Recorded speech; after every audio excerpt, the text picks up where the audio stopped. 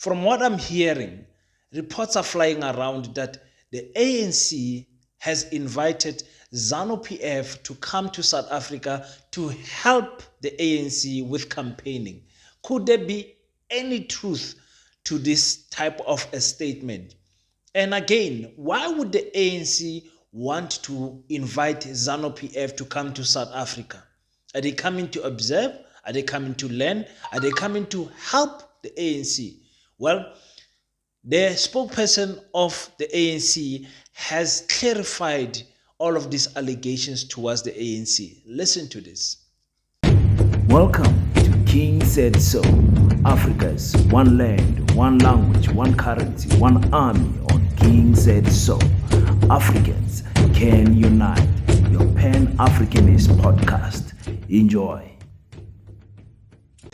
What do you make of the allegations that the ANC, one of the ways in which it believes it will be assisted to win these elections is by bringing in a party like Zanu PF to assist them to subvert democracy processes in the country?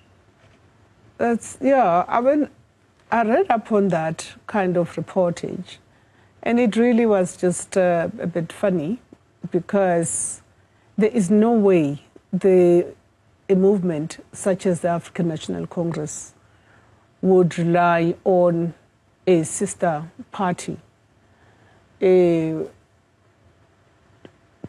assist us to solve for something that should not be solved for.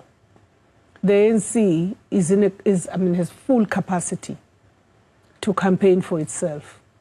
There is no way the ANC would undermine South Africa's constitutional democracy, including the basic tenets of the Constitution, and also would not undermine what is contained in the rules that are set out by the IEC. So this notion about the Zanu PF coming to assist the ANC to subvert the election is absolutely dismissed unequivocally by the ANC. But you would still have them as your allies, or at least as sister parties. Well, Zanu PF is a sister party, and it ends there. What do you mean it ends there? I mean, would you want to continue to have them as observers, even though the IEC seemingly has not been too keen on that idea? No, well, you invite a lot of people to come and help us observe the election, but also for their own benefit. And there are a number of our fraternal parties, particularly in our continent and in the sub-region, that are going to be coming through under the aegis of the ANC for the benefit of taking learnings in terms of how we run the elections and what our contribution is when we run the election. That is not unlawful. And the IEC is within its rights to take the decisions that it takes. But I'm not going to now isolate Zanu PF. There are many others that I can mention that are coming through, invited by the ANC at their request most of the time, because they really just want to see how we manage a particular process. Some of them are going into their own general elections. Right. Yeah. Peace in Pan-Africanism to all my African brothers and sisters from all around the world. Welcome back to King Said So. I'm your host, King 053, Mr. Easy Imali Nengi. And we're back at it again with another one. Back to the ANC.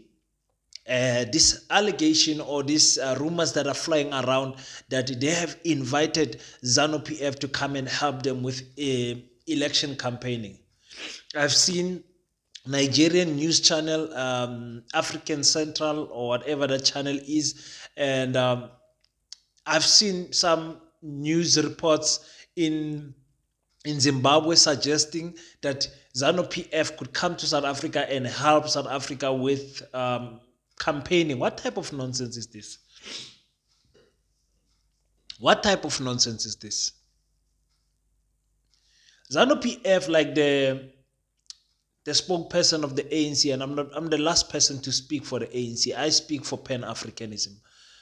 Has been invited to come and observe, being observers of how the ANC runs their election campaign and the elections in general in our country. And if there is one party or one country that must come and learn from South Africa, is Zanu PF. Why would you lock those people out when they need our help and expertise more than anything? In fact, I've made a suggestion once upon a time that the IEC of South Africa should go and run the elections in Zimbabwe. The population is less than ours and the distance covered is less than ours. The IEC will do a great job in Zimbabwe just to help those people to have free and fair elections. This thing of us Africans not uniting behind especially important matters like the elections of any country is very bad. Africa must unite. Africa must be one. Every country that wishes to come to South Africa and be observers must come. They must ask, please guys, invite our people. We want to send 4 or 5 delegations to come and see what is going on in South Africa. And of course, the IEC must then be, all security alerts must be up. All intelligence must be up to see that nobody interferes and nobody try to, do any malicious actions towards that can compromise the integrity of the results. That's it.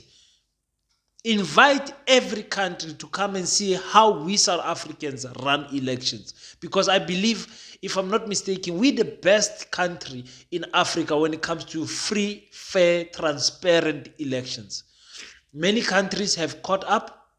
Many countries have caught up with us, Liberia, Botswana, Mozambique. So many countries have caught up with South Africa because we have shown the example that this is how you run elections. Namibia also, so many countries has caught up where the results come out and nobody is of course the losers will always be losers, they won't be happy, but nobody is really questioning if a party has really won, just questioning a percentage, or questioning transparency, freedom of advertisement and campaigning and all of that. That is how elections are, even in America, even in Europe. The losers will always have some type of a reason why is it that they are not happy. But with this one of us are taking the ANC for inviting Zanu PF, and I'm not saying you guys, I'm saying the news are trying to paint some type of a picture that inviting another African country, Zanu PF, to come here because they have been seen as people who don't run a free and fair election in their country. Good. Those are the people that we need to come and learn from us. I don't know what you guys think about this, but for me, this is how I would bring them and say, guys, this is how you run a free and fair elections. Learn from South Africa, learn from the ANC. And should the ANC also lose, the ANC should show them this is how you react after losing. Because how you lose is very important. You remember I told you guys about George Weah of Liberia who lost the elections with 1%. 1%. And the man said, it's fine, here's the baton. He passed the baton to the next president. I mean, that is golden. That is golden. You don't see that in Africa when someone loses an election and they say, it's fine, I've lost, I'll try again after 5 years. Telling his supporters, because his supporters will say, this can't be true. They wanted to fight, they wanted to ban infrastructure, wanted to fight. But he said, nobody is fighting under my name. Not under my name. We have lost the elections. We'll come and try again after 5 years. Clean. And he was given awards from overseas for that, to say, wow, this is how, this is a good example of a leader. So Zanu PF does not allow their opposition parties to freely campaign, especially in Zanu PF strong areas and all of that. The elections are not free and fair in Zimbabwe.